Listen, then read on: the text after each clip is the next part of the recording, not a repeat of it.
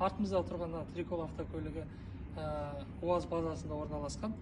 Бізде қыстың күні жол талғамайтын жерлермен жүретін автокөлігіміз.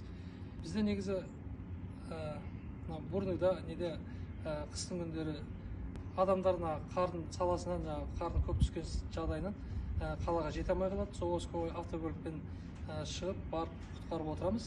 Жақын арада бізде Мыңарал ауылында, Мойынқұм ауданында болған жағдай, Қарағанды облысының геодезияның тобы қалып қалған.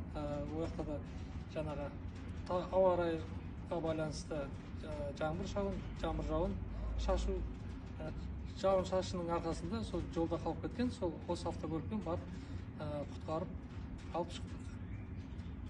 Істеп атқаныма 20 жыл болды. 20 жылдың ішінде осы қалай жұмысқа келгенімді құтқарып менің өзім жеке міндетім болып есептеймін. Сондықтан осы жұмысқа келіп отырмын. Бұл саланың өзінің қиындығы бар, жақсы бар, жаманы бар, бірақ адамдарға көмектескенді өзім жақсы көремін. Сол міндетім сол деп ойлаймын.